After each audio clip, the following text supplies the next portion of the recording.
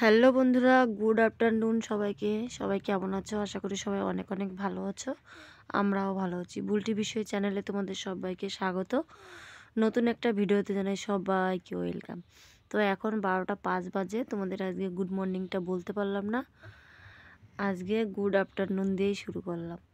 তো সকালের কাজ তো কিছুই দেখাতে পারিনি। এখন সকালের পরে যে কাজগুলো করি, আজকে সকালের কাজগুলোই এখন করবো আর কি।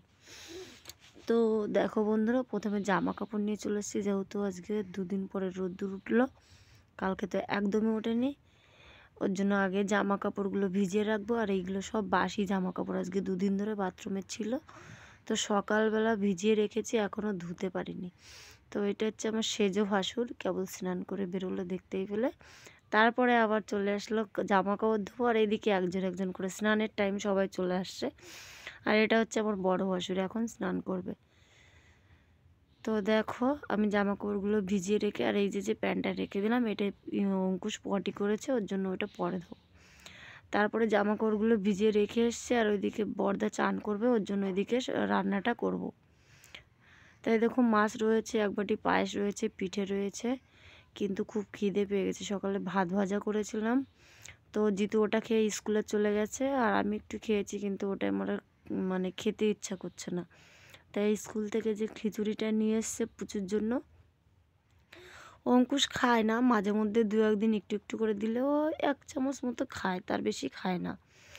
যেহেতু ওর দাঁত ওঠেনি, সামনে দুটো দাঁত উঠেছে, তো ওর জন্য খেতে পারে না, নাকি বুঝতে পারছি না। 1 বছর বয়স হবে, তারপরে হয়তো খাবে।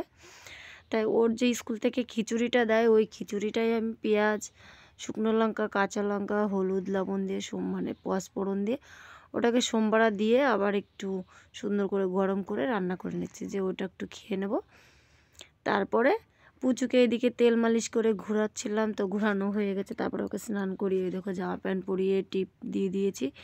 এই দেখো খিচুড়িটা রান্না হয়ে গেছে, এখন একটু আমি খেয়ে দেখব। তো পুচু খুব খাওয়ার জন্য করছে তো দেখো খাওয়ার জন্য কী করছে, তাই ওকে দুবার দিয়েছি, দেখো কি সুন্দর করে খাচ্ছে। এখন আর খাবে না। ওই যে দুবার কি একটু দিয়েছি, শুধু চামচটাই দিয়েছি গালে, খিচুড়ি কিন্তু একবারও দেয়নি। তারপর যে কবে দিতে যাচ্ছি খুব রেগে যাচ্ছে, খাবে না, এদিক ওদিক করছে। এবার ওখানে আর দাঁড়াবেই না, দাঁড়াতেও দিচ্ছে না আমাকে। আর দেখো সবজি, তোমাদের দাদাভাই আগের দিন বাজার থেকে কত সবজি নিয়ে এসছে, আলু, বেগুন, টমেটো, গাজর, সিম, কাঁচা টমেটো, পাকা টমেটো, তারপরে বিন নিয়ে এসছে, ফুলকপি নিয়ে এসছে। এইদিকে সব আরও সবজি রয়েছে, কিছুই রান্না করা হয়নি।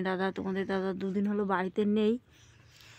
আর এখন রান্না করব আমি ওই ওলকপি দিয়ে, আলু দিয়ে, আর ওই টমেটো দিয়ে রান্না করব। একটাই তরকারি করব অল্প একটু। আর যেহেতু জিতু খায় না, তো আমিই খাই। জিতু ছোট্ট মানুষ, তো এখনও ধরতে গেলে আমার কাছে। তো যাই হোক, ওকে তরকারির আলুটা দিয়ে একটু ঝোল দিয়ে মাখিয়ে দিলে ওকে নেবার জন্য একটা ডিম সিদ্ধ দেব, ওইটা দিয়েও খেয়ে নেবে। মাছ তো একদমই খেতে পারবে না, এগুলো কাটা মাছ। তো এই দেখো সব গোছানো হয়ে গেছে, এখন ভাত বসিয়ে দিলাম।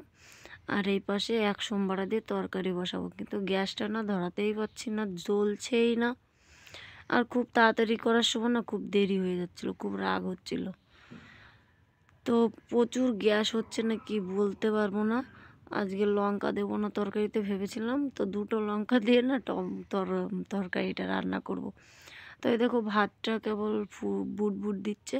আর যে খিচুড়িটা আবার রান্না করেছি, দেখো ওইটুকু খিচুড়ি রান্না করেছি, তার মধ্যে আবার যেটুকু খেয়েছি আবার অর্ধেক ফেলেও দিচ্ছি, খেতে ভালোই লাগছে না।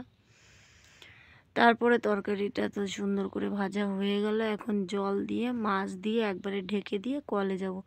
এদিকে তরকারিটা হয়ে যাবে, ভাতও হয়ে যাবে, ওইদিকে বাসনগুলো মেজে নিয়ে আসবো। তারপরে কলে চলে এসেছি, এখন বাসনগুলো ভালো করে মেজে নেবো। আর ওইদিকে দেখো হচ্ছে কালকে পুজো করেছিলাম, লাল পাড় যে শাড়িটা পরেছিলাম পুজোর, ওই শাড়িটা আলাদাভাবে ভিজিয়ে রেখেছি। আর ওই যে আসনগুলো রেখে দিয়েছি, ওইগুলো ধুতে হবে। প্রথমে কালো হাঁড়িটা মেজে নিলে ভালো হয়, তাহলে কালিটা ধোয়া হয়ে যায়, তারপরে সব থালা বাসনগুলো একসঙ্গে মেজে ধুয়ে নিয়ে ঘরে যাব। তো সকালের আশিবাসি কাজও করতে হয়েছিল, এই একই কাজ ছিল।